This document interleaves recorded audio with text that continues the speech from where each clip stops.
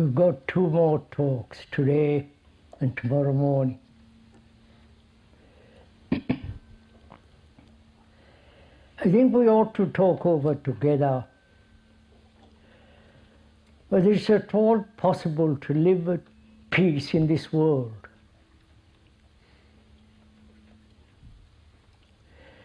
Considering what is happening on the earth, where man is living, he's brought about a great deal of chaos, wars, and the terrible things that are going on in the world. This is not a pessimistic or optimistic point of view, but just looking at the facts as they are. Apparently, it is not possible to have peace on this earth, to live with friendship, with affection with each other in our lives, and to live at peace, to have some peace with oneself and with the world. One needs to have a great deal of intelligence. Not just the word peace, and strive to live a peaceful life, which then becomes merely a rather vegetating life, but to inquire whether it's possible to live in this world where there is such disorder, such unrighteousness, if we can use the old-fashioned word, whether one can live at all with certain quality of a mind and a heart that's at peace with itself.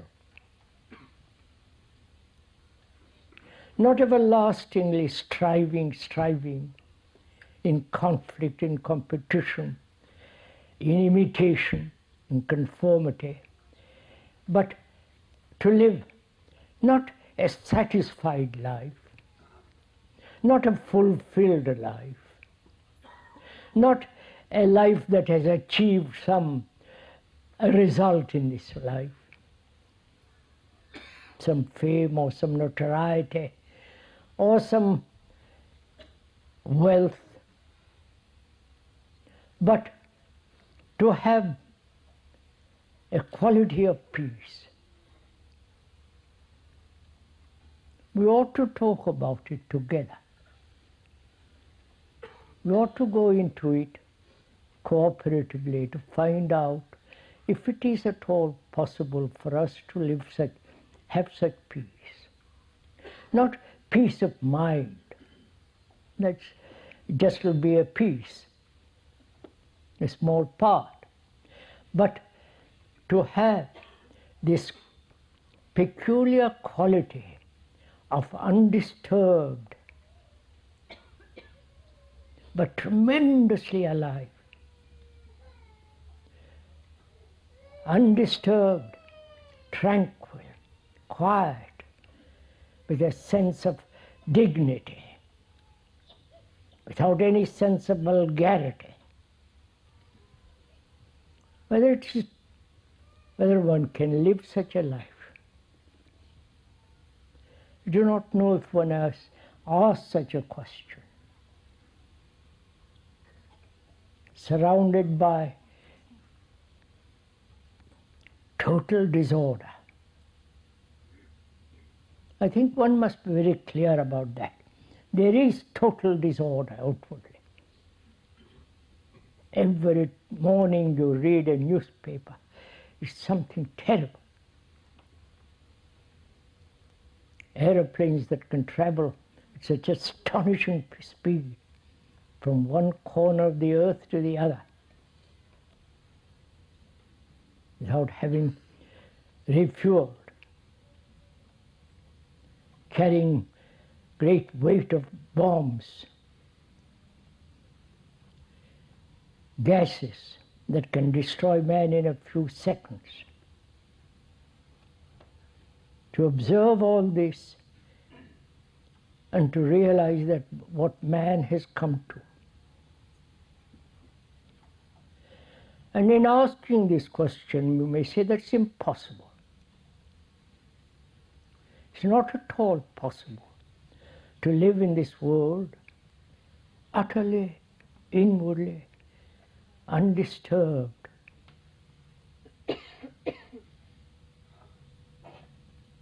To have no problems. To live a life utterly not self-centered.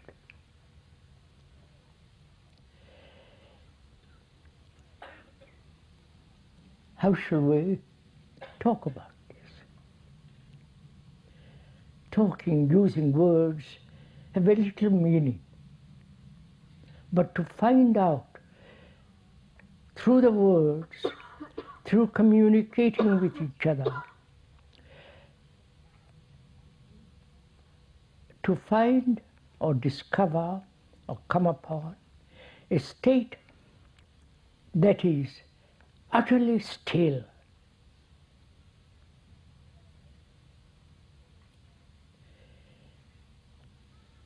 that requires intelligence, not a fantasy, not some peculiar daydreaming called meditation,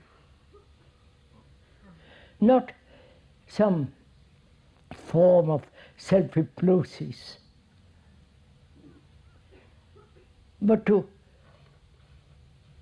come upon it. As we said, requires intelligence. So we have to ask, what is intelligence?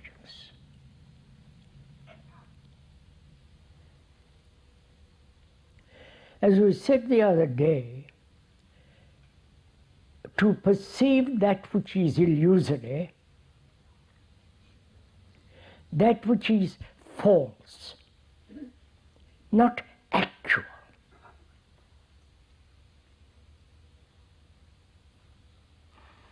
And to discard it, not merely assert that it's false and continue in the same way, but to discard it completely. That's part of intelligence.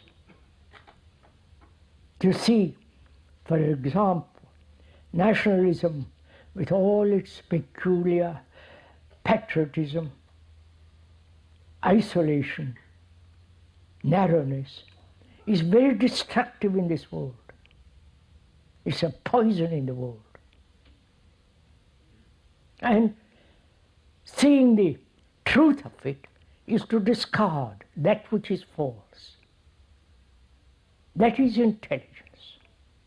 But to keep on with it, acknowledging it is stupid, but keep on. That's essentially part of stupidity and disorder. It creates disorder. So intelligence is it not? We are talking over together. I'm not saying it is or it is not. We are investigating very seriously into this question. What is intelligence which alone can bring about in one's life complete order and peace? And we say that can come about only when there is this extraordinary quality of intelligence. And intelligence is not the clever pursuit of argument, of opposing knowledge, contradictory opinions, and through opinions find truth, which is impossible.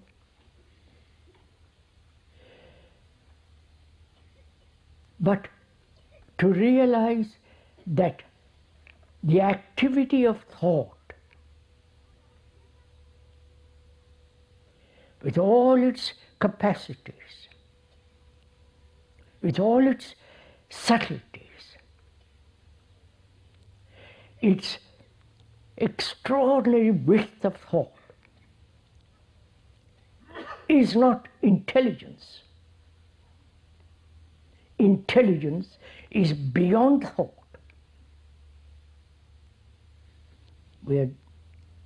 Please don't agree with the speaker. We are looking at it, going into it.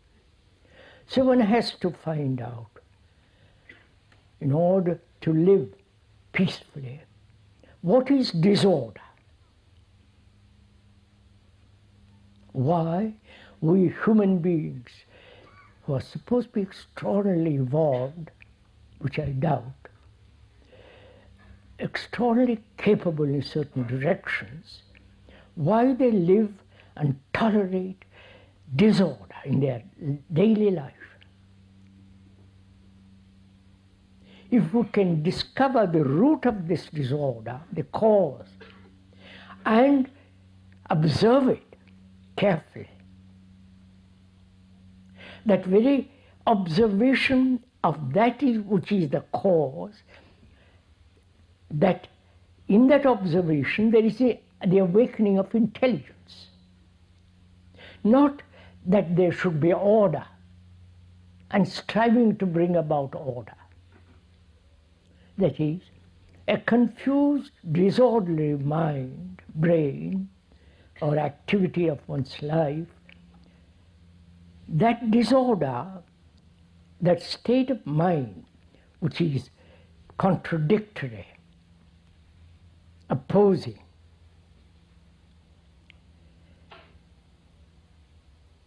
such a mind seeking order will still be disorder. I don't know if we comprehend this. I am confused, uncertain, going from one thing to another, burdened with many problems. Such a life, such a mind, such a way of living, from there I want order. Then my order is born out of my confusion, and therefore it's still confused. I don't foresee this, right? When I choose order out of disorder, it is still, the choice is still based on disorder.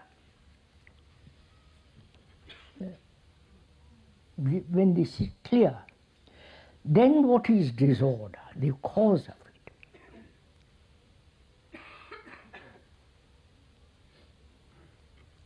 As we said, it has many causes. The desire to fulfill, the anxiety of not fulfilling, the contradictory life one lives, saying one thing, doing totally different things, trying to suppress and to achieve something. These are all contradictions in oneself. And one can find out many causes, but this pursuit of search of causes is endless. Whereas we could ask ourselves, is there one cause out of all these many causes? Is there one root cause? Obviously there must be. And we are saying that the root cause of this is the self, the me, the ego, the personality.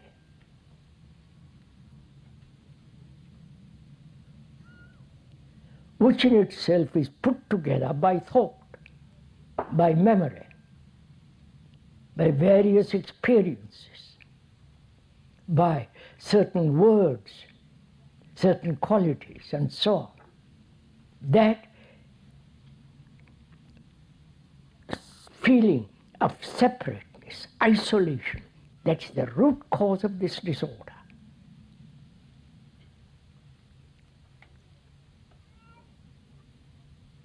however that self tries not to be self, is still this pursuit of the self.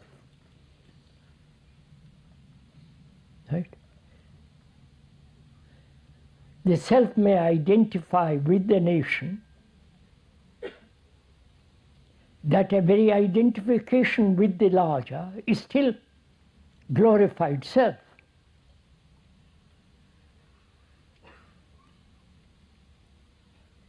And each one of us is doing that in different ways. So there is the self which is put together by thought, that is the root cause of this total disorder in which we live. If we say that's impossible to get rid of the self, that's a wrong question. But when we observe what causes disorder, unless one has become so accustomed to disorder, so one has lived in such disorder, we accept it as natural.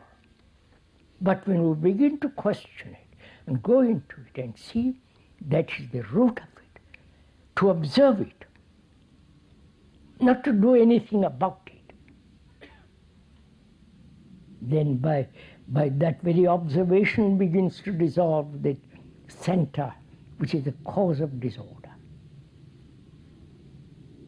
Right? Are we following all this together? And we said intelligence is the perception of that which is true, putting aside totally that which is false, and seeing the truth in the false, and realizing all the activities of thought is not intelligence. Because thought itself is the outcome of knowledge, which is the result of experience as memory, and the response of that memory is thought. And so knowledge is always limited. That is obvious. There is no perfect knowledge. So, thought, with all its activity and with its knowledge, is not the intelligence. Right? So what we are asking, what place has knowledge in life? Because all our life is based on thought. Whatever we do is based on thought. Right? That's clear. All our activity is based on thought. Our relationship is based on thought. Our inventions, the technological and the non-technological, is still the activity of thought. The gods we have created, and the rituals, the mass and the whole circus of all that, is the product of thought. So what place has knowledge in the regeneration of man? Please, you must go into this. You must ask this question. Can we proceed? We have accumulated immense knowledge in the world of science, psychology, biology, mathematics, and so on, so on. Immense, great deal of knowledge. And we think through knowledge we will ascend, we will liberate ourselves. we'll transform ourselves.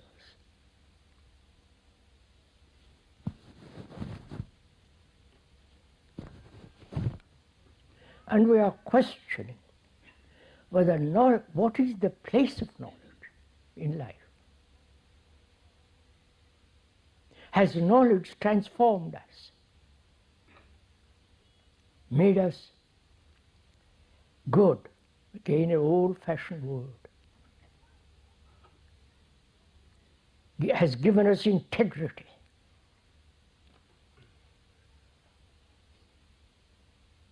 is a part of justice, has it given us freedom? Of course it's given us freedom in the sense that we can travel, communicate from one country to another. It's all based on knowledge and thought. Better communication, better systems of learning and so on. The computer and the atom bomb.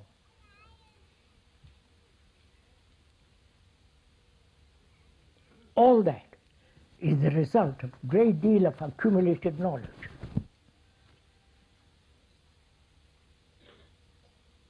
And has this knowledge given us freedom,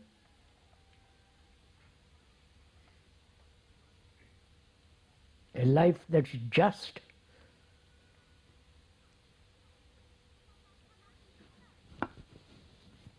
a life that is essentially good.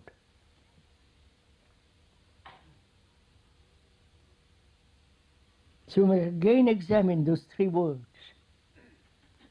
freedom, justice, and goodness.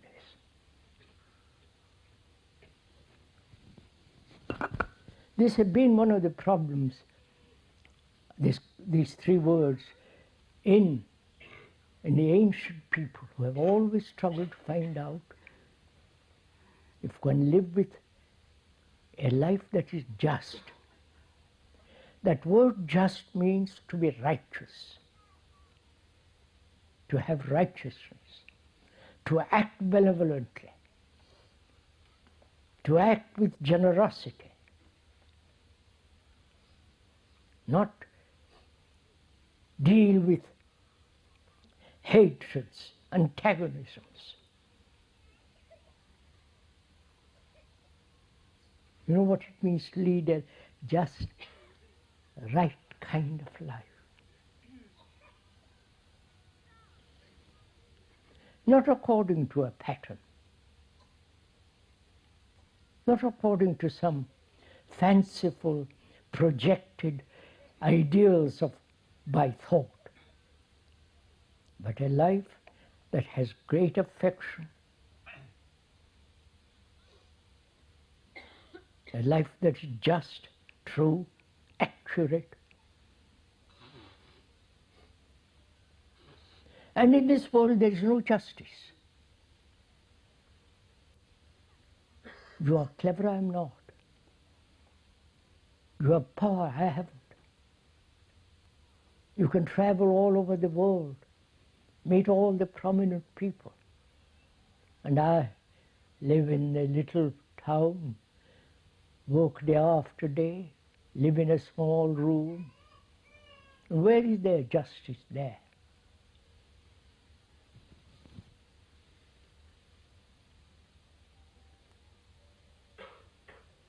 And is justice to be found in external activities?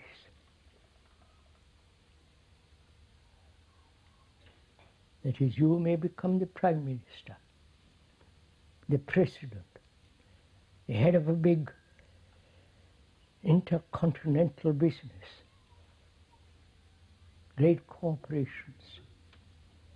There may be forever a clerk way down below, a soldier. So do we seek justice out there, which is we are trying to bring about egalitarian state. All over the world they're trying it, thinking that will bring about justice. Or justice is to be found away from all that.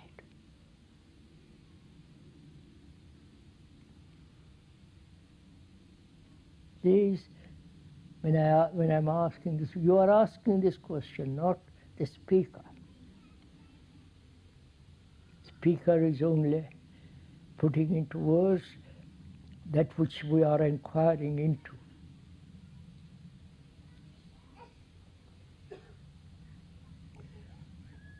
Justice involves a certain integrity.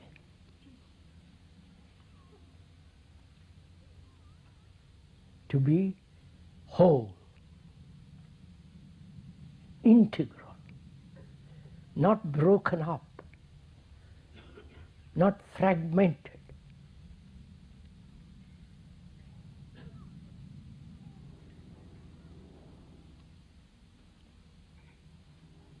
Which can only take place when there is no comparison.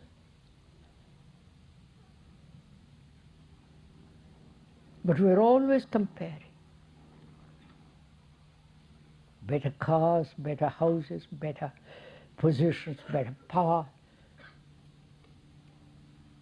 and so on. That is measurement.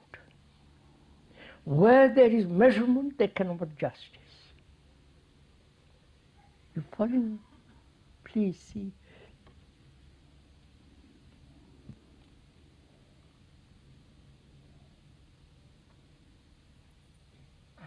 Where there is imitation, conformity, there cannot be justice.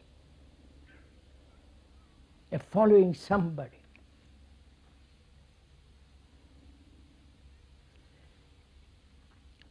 We listen to these words, we don't see the beauty, the quality, the depth of these things. And we may superficially agree and walk away from it. But the words, the comprehension of the depth of it, must leave a mark, a seed of justice must be in there in us. And also the word goodness is a very old-fashioned word. One hardly ever uses that word anymore. The other day we were talking to some psychologists, fairly well known, and when I used that word, he was horrified.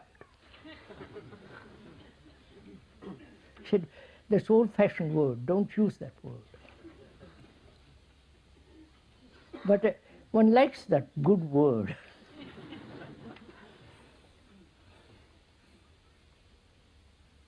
So, what is goodness?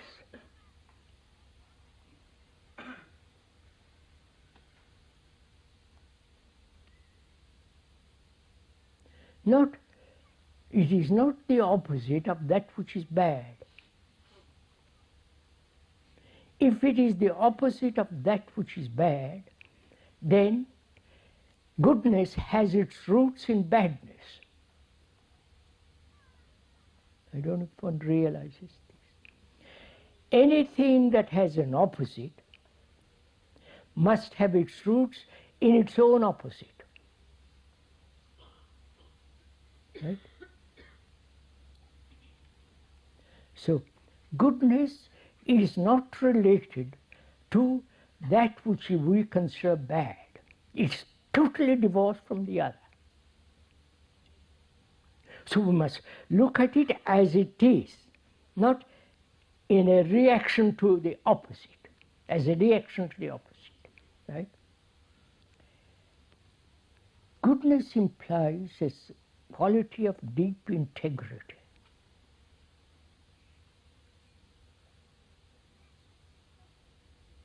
Integrity is to be whole, not broken up. not inwardly fragmented. And goodness also means a way of life which is righteous, not in terms of church or morality or ethical concept of a righteousness, but a person who sees that which is true and that which is false, and sustains that quality of sensitivity that sees it immediately and acts. And the word freedom is a very complex word.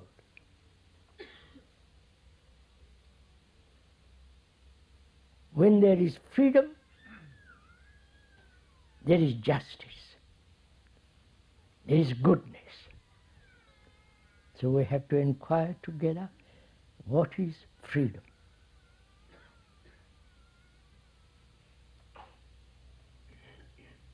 Please, we are going together in this, not just you are listening to the speaker. If you are merely listening to the speaker and getting some ideas out of it, I hope you're not. If you're merely listening to it, then it becomes another lecture, another sermon, and one is fed up with all that kind of stuff. Might as well just go to church. But if the words ring a bell, if the words awaken the depth of that word, if the word opens up a door through which you see the enormity of that word, not, I want to be free from my anger, that's all rather. Or I have a headache and I must be free from it. Or I have a relationship which is rather tiresome, boring, and I want to get a divorce. Freedom for us has been the capacity to choose. Because one chooses, one thinks one is free. Right? That's so. Because you can choose to go abroad. You can choose your work. You can choose what you want to do. But in the totalitarian world, you cannot do all that. They stamp it all down. They want you to conform, obey, follow. In the so-called democratic world, there is still the choice of so-called freedom. Where there is choice, is there freedom? Please go into it. Who chooses?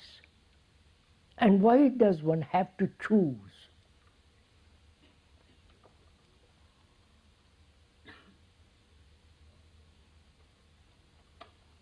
When one is very clear in one's capacity to think objectively, impersonally, not sentimentally, very precise. There is no need for choice. When there is freedom, that is, when there is no confusion, then there is no choice. It's only a confused mind that chooses. This is so. You look at yourself. When you choose between two parliamentarians,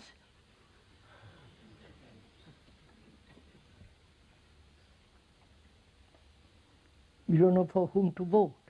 So You choose one whom you like, who sounds rather good verbally, but you know all that game. So what is freedom? Freedom is not the opposite of imprisonment. Right? Then again it becomes totally different kind of escape. So freedom is not escape from anything.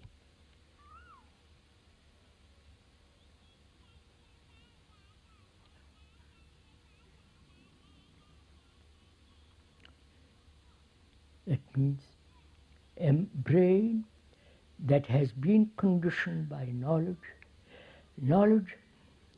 always limited and therefore always living within the field of ignorance, such brains, which is the machinery of thought, through thought there can be no freedom. I wonder if we understand all this.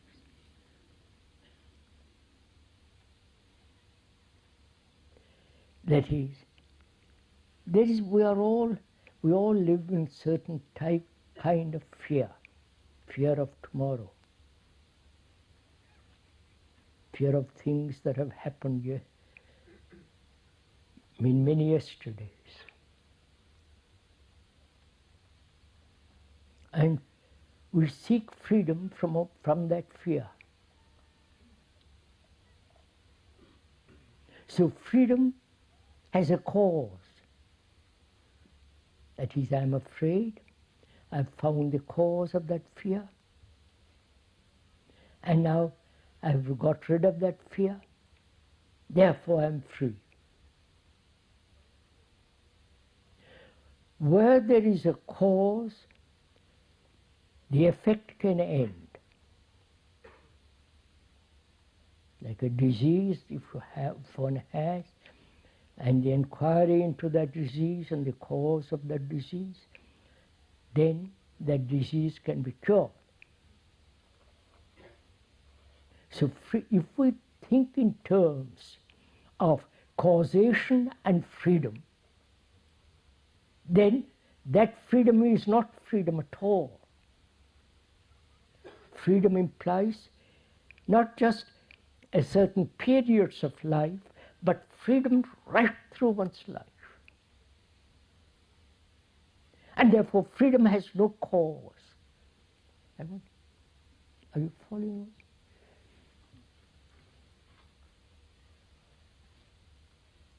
Now with all this being stated, let's look at the cause of sorrow and whether that cause can ever end.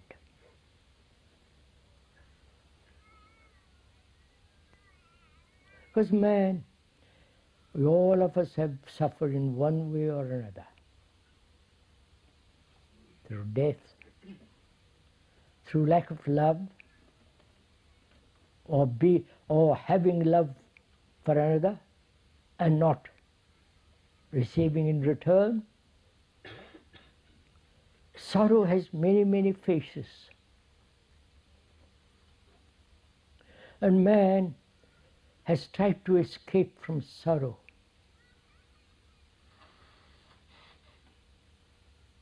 From ancient of times. And we still live, after all these million years, we still live with sorrow.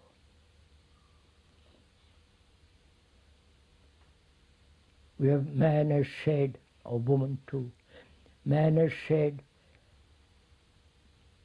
untold tears. There's been wars which have brought such agony to human beings. Great anxiety. And apparently we have not been able to be free from that sorrow. This is not a rhetorical question,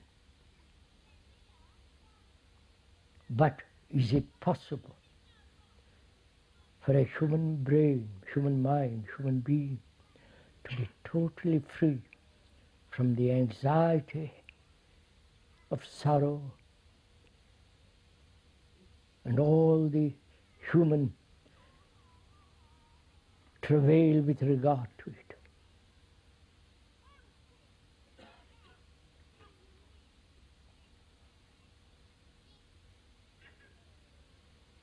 Let's go together, walk along the same path to find out.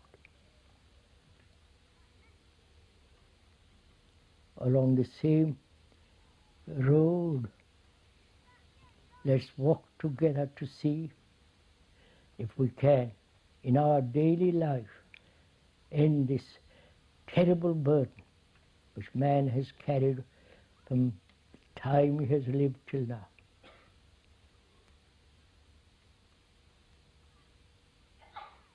How do you approach such a question?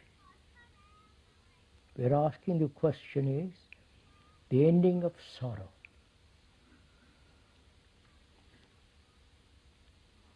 How do you approach it? What's your reaction to that question? What is the state of your mind, your quality, when a question of that kind is put to us?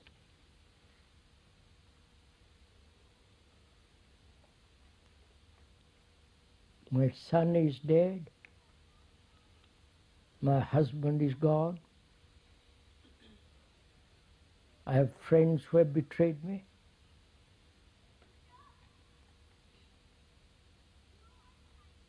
I have followed,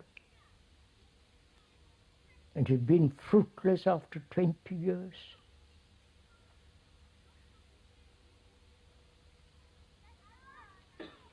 Sorrow has such great beauty and pain in it. Now, how does each one of us react to that question?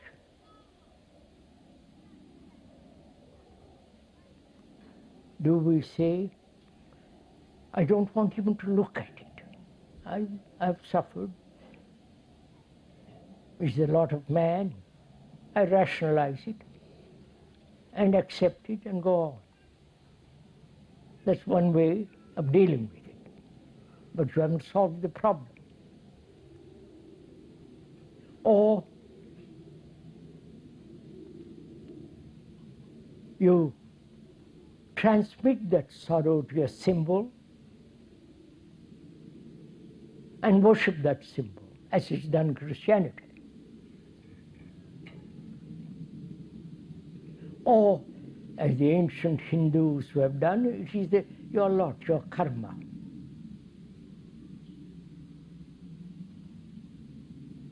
Or, in the modern world, you say your parents are responsible for it, or your society, or you have inherited genetically some kind of genes and you have to suffer for it, and so on, so on. There have been 1,000 explanations, but these explanations have not resolved the ache and the pain of sorrow.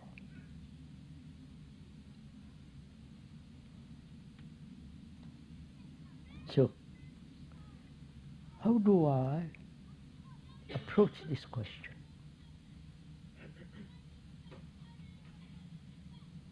Do we want to look at it face to face, or casually,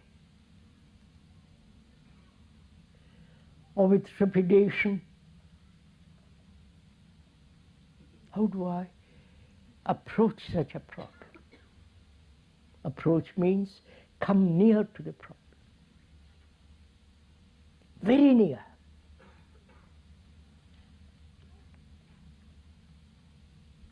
That is, Is sorrow different from the observer who says, I'm in sorrow?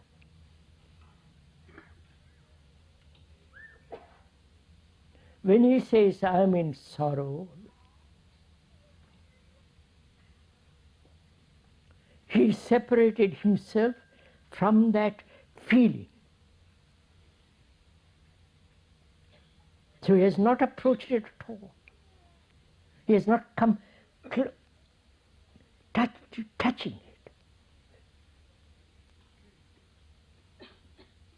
So can we not avoid it, not transmit it, not escape from it, but come with such closeness to it, which means I am sorrow.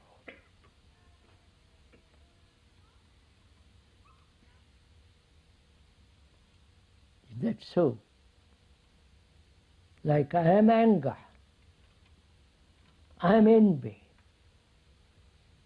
But I have also invented an idea of non-envy. That invention is to postpone, put it off further. But the fact is, I am envy. I am sorrow. Do you realize what that means? Not somebody has caused me sorrow. Not my son is dead, therefore I shed tears.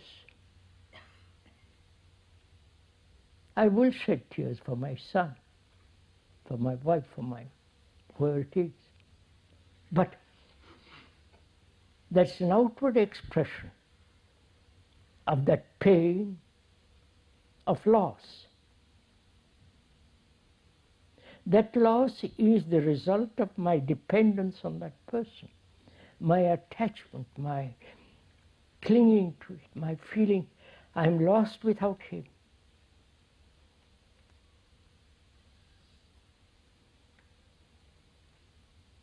So we are, as usual, we try to act upon the symptoms. We never go to the very root of this enormous problem, which is sorrow.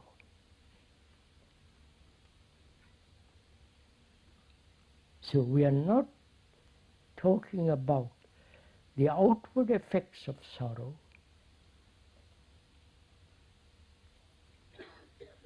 If you are, you can take a drug and pacify yourself very quietly. Or take a pill and pass off for the rest of your life. Not for the rest of your life, you can end it.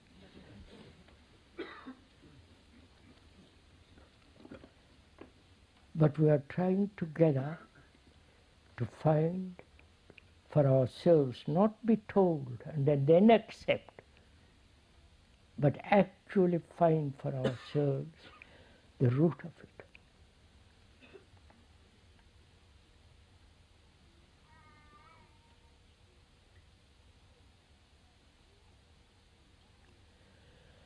Is it time that causes pain? Time not by the watch, or by the day or a sunrise, sunset, but the time that thought has invented in the psychological realm.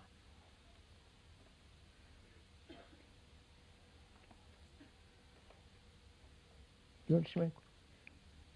What do you mean by psychological time? I'll explain, so you have a little patience, sir.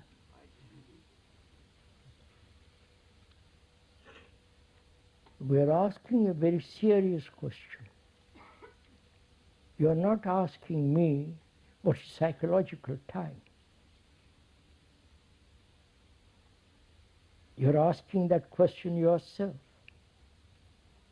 Perhaps the speaker may prompt you, put it into words, but it's your own question.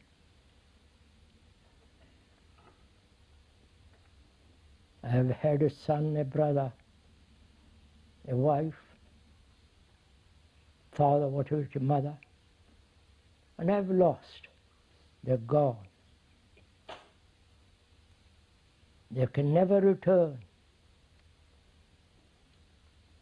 They are wiped away from the face of the earth. Of course, I can invent they are living on the other planes and all that stuff. But I have lost them. There is a photograph on the piano or the mantelpiece. My remembrance of them is time.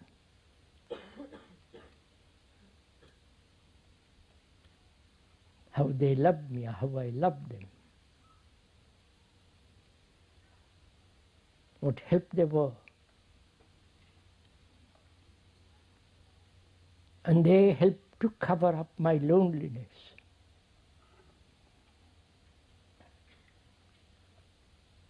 And the remembrance of them is a movement of time. They were there yesterday and gone today.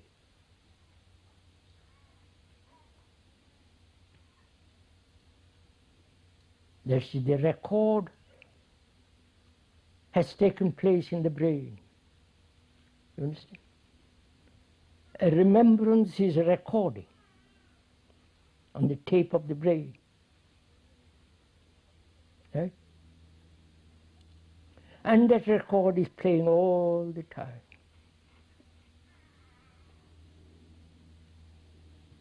How I walked with them in the woods, my sexual remembrances, my companionship,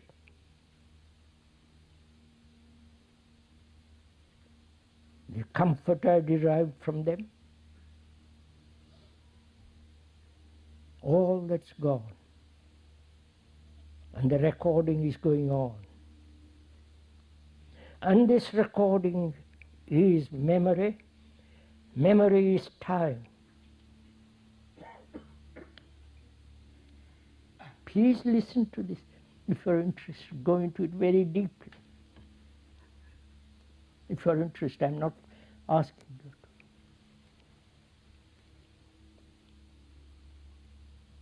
to. I've lived with my brother, with my son. I've had happy days with them. Enjoyed many things together. But they're gone.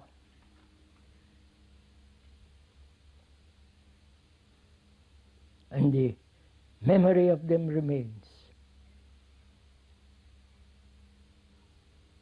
It is that memory that's causing pain. For which I'm shedding tears, my loneliness.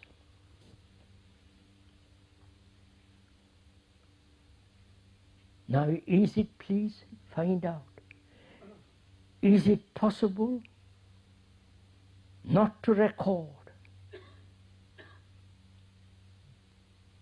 It's a very serious question. I've enjoyed the sun yesterday morning early, so clear, so beautiful among the trees, casting a golden light on the lawn with long shadows. It has been a pleasant, lovely morning, and it has been recorded. And I've enjoyed that morning. How beautiful it was. Now the repetition begins. Do you understand? I've recorded that which has happened, which caused me delight. And that record, like in a gramophone or tape recorder, is repeated. That is the essence of time. And is it possible not to record at all?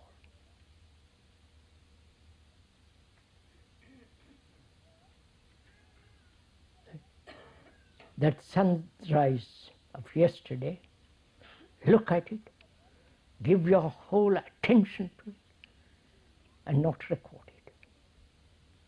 It's gone, that moment of light, That golden light on the lawn with long shadows is gone. But the memory of it remains.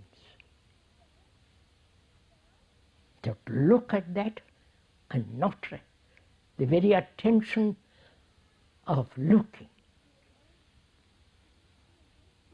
wipes away recording.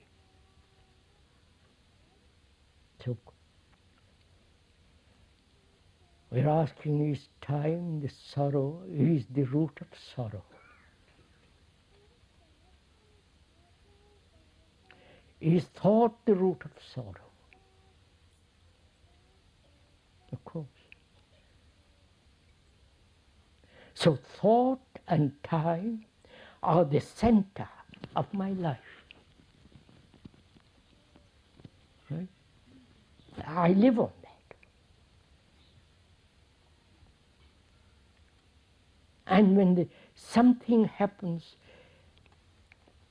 which is so drastically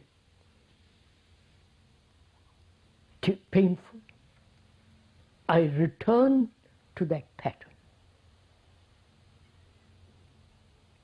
to those memories, and I shed tear. I wish he had been here to enjoy that sun when I was looking at it. Don't you know all this?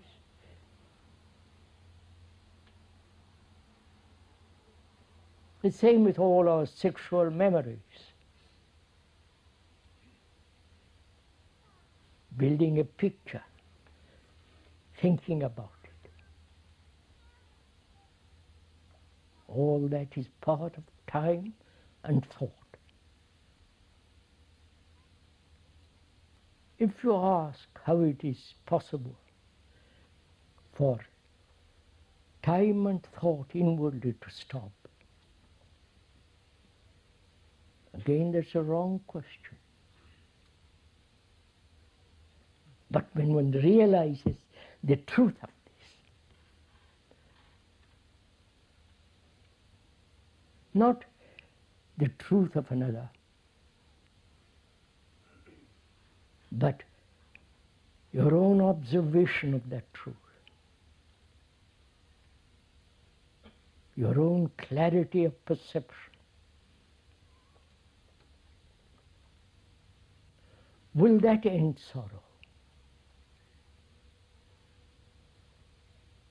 That is, part of sorrow is my loneliness.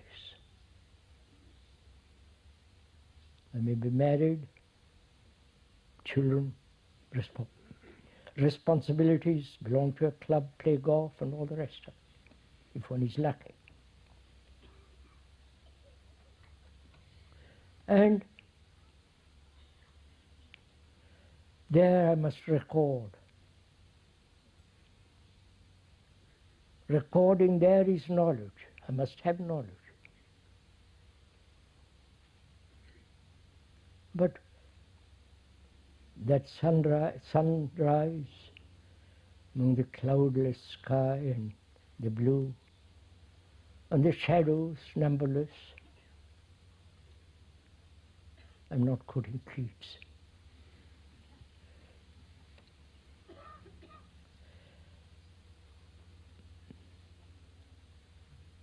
What needs there be to record that? It's ended.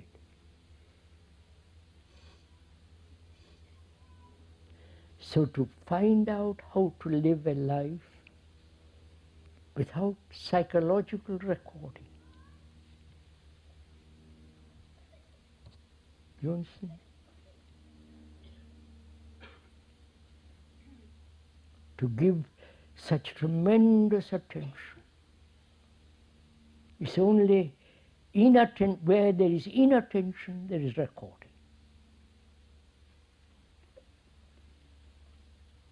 I'm used to my brother, to my son, to my wife, to my mother. I know what they will say.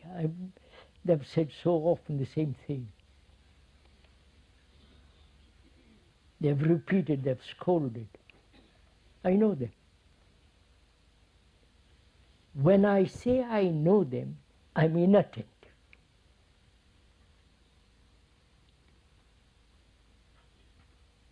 When I say I know my wife, obviously I don't really know her.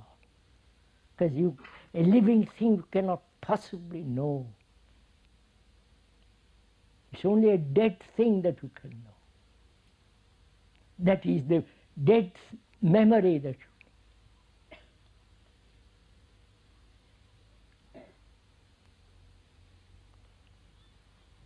So when one is aware of this with great attention, sorrow has totally a different meaning. There is nothing to learn from sorrow.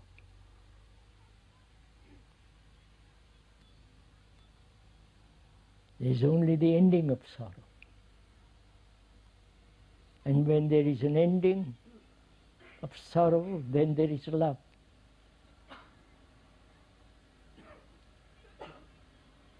How can I love another, have the quality of that love when my whole life is based on memories? On that picture which I have hung on the mantelpiece, put up on the piano, how can I love when I'm caught in the vast structure of memories? So the ending of sorrow is the beginning of love.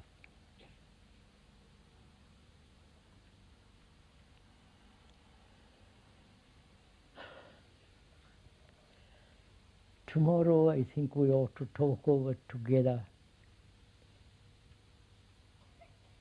the nature of death and meditation.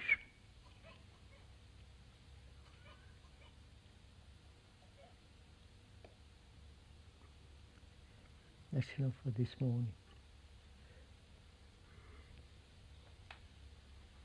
May I repeat a story?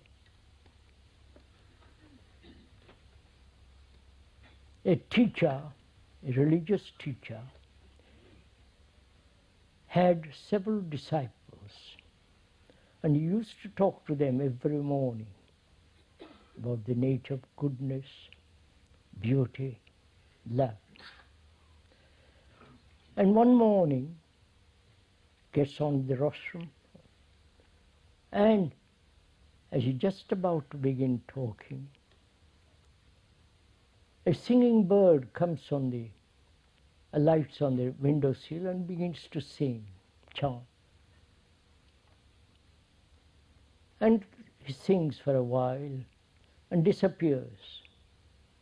So the teacher says, the sermon for this morning is over.